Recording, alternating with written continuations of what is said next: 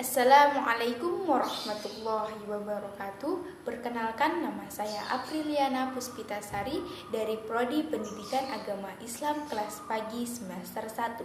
Di sini saya akan menjelaskan salah satu tajwid, yaitu izhar. Izhar menurut bahasa artinya jelas. Menurut istilah, nun mati atau tanwin bertemu dengan salah satu huruf izhar maka dibaca jelas. Huruf izhar terdiri dari 6 huruf, yaitu a, ha, kho, ain, dan goin.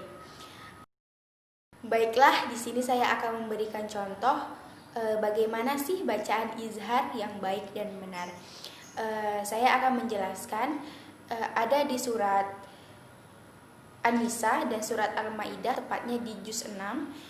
Yang saya jumpai itu di surah An-Nisa ayat 159, yaitu min ahli.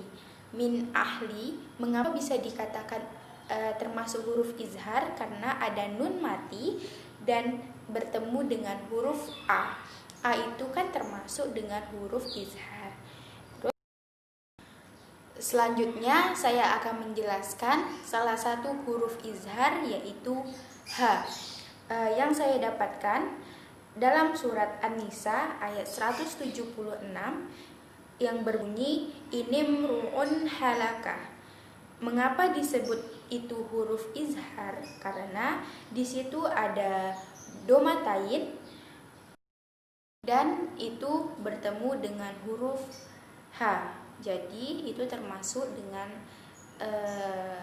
contoh bacaan izhar. Yang ketiga yaitu ha-nya itu yang dari tenggorokan. Saya dapat dari surah Al-Maidah ayat 6 yang berbunyi min harojin. Kenapa disebut dengan huruf izhar? Karena di situ ada nun mati bertemu dengan huruf H, maka dibaca jelas karena itu termasuk huruf izhar. Yang keempat yaitu kho. Kho itu saya dapat di surah Al-Maidah ayat 3 yang berbunyi wal munkhaniqah. Mengapa bisa dibilang itu termasuk huruf izhar? Karena di situ dapat ditemukan nun mati bertemu dengan huruf kho, maka itu termasuk huruf izhar. Yang kelima yaitu ain, yang saya jumpa di surah An-Nisa ayat 148 yang berbunyi sami'an alima. Di situ kita bisa jumpai ada tanwin bertemu dengan huruf a, yang itu termasuk huruf izhar. Yang keenam yaitu